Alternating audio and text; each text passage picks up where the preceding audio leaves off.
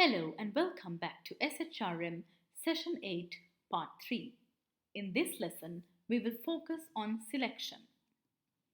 Your learning outcomes for this lesson are getting to know the intricacies of selection. By the end of this session, you will be able to get to know different selection criteria and also learn selection perspectives. What is selection? According to Graham and Bennett, selection is the next stage of recruitment.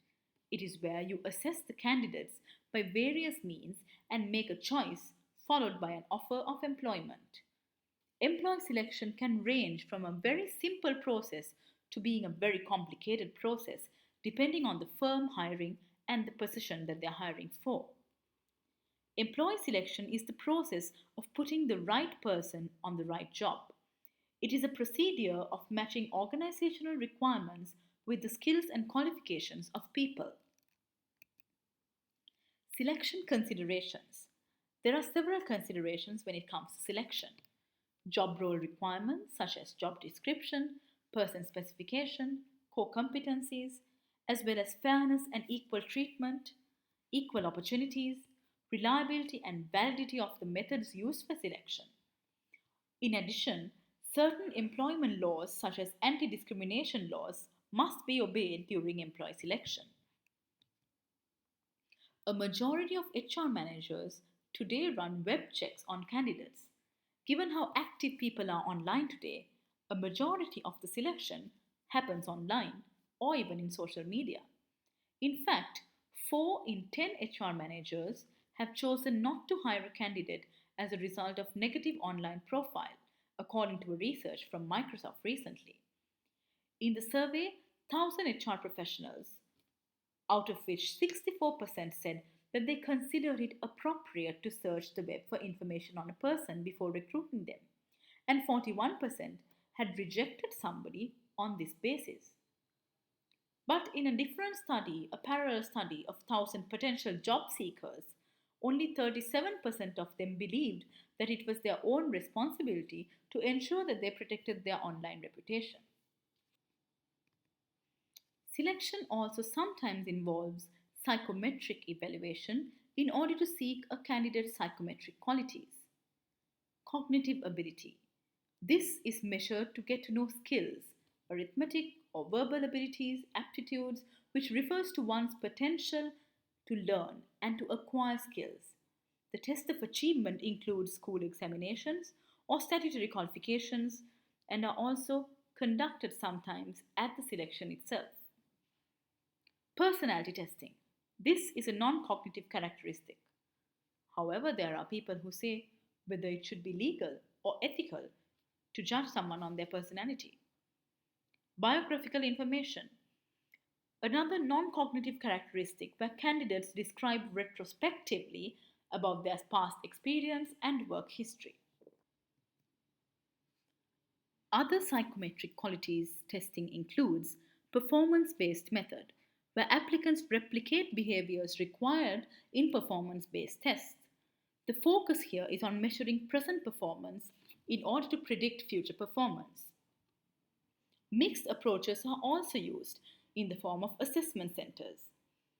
This is where a number of exercises such as role play, group case studies, and other exercises are done on candidates, of course, thinking that they can test a number of qualities, behaviors, skills that will be later transferable to the jobs. Selection perspectives. When it comes to selection, there is much more than the application of assessment techniques. 3 other perspectives take into account the organizational and social hiring context. Number 1, selection as best fit for the organization. Number 2, selection as an interactive decision-making process involving multiple stakeholders. And number 3, selection as a disclosure where power interests dominate what happens more than the rigor of the assessment methods used. Selection as best fit.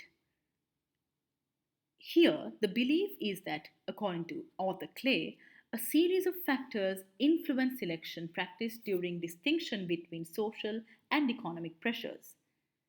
Short term often outweighs the long term. And this is where economic pressure comes into play. The cost itself and social pressure.